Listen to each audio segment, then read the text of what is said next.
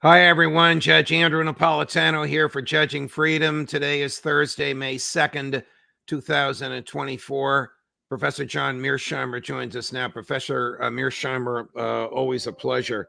I'm very taken aback, as I expect you are, by the attitude of police and mayors and governors not hesitating to use very, very serious force on student demonstrators in order to squelch the speech that the government hates and fears. And before we get into that, I would like to ask you to help us with a couple of basics.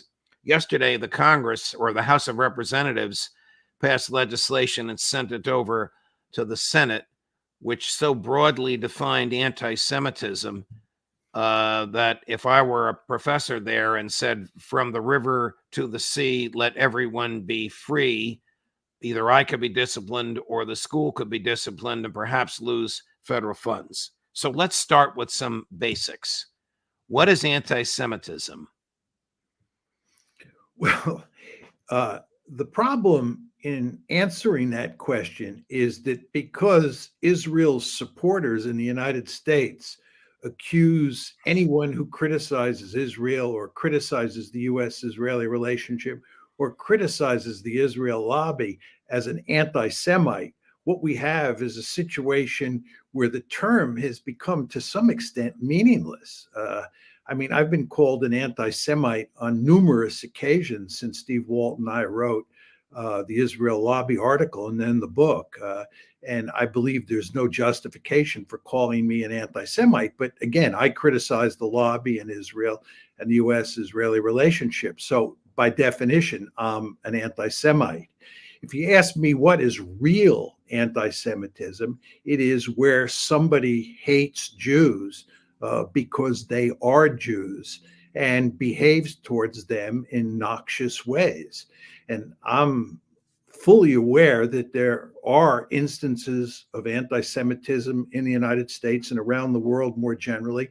There are anti-Semites in the land. But I think when most people call someone an anti-Semite these days, that's not what they're talking about.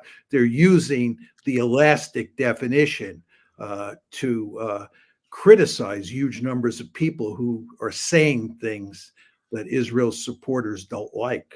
I mean, it is basic First Amendment law that the government cannot get involved in evaluating the content of speech, whether your speech is motivated by a disgust over what the IDF is doing in Gaza, or whether your speech is motivated by a hatred for Jews. You have the right to say what you want. Absolutely, I agree.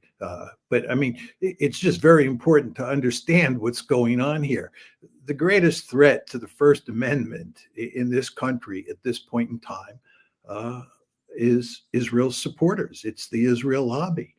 And what's going on here, to dig a layer deeper, is that Israel is doing horrendous things in Gaza, and all sorts of people are talking about it and criticizing Israel. And what the lobby wants to do is shut down that criticism before it goes too far and before too many people recognize exactly what's happening.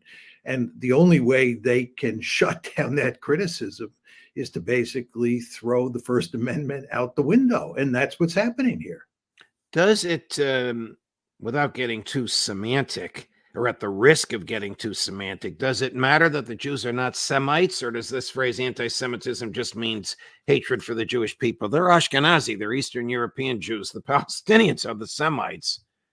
Well, I think that you don't want to go down that road. I think that when we talk about anti-Semites or anti-Semitism, we're talking about hatred for the Jewish people. Yeah, and I think it's best to keep it that way. And again, I think we want to recognize that there is real anti-Semitism yes, in the land and that we should combat it. But that's not what's going on here.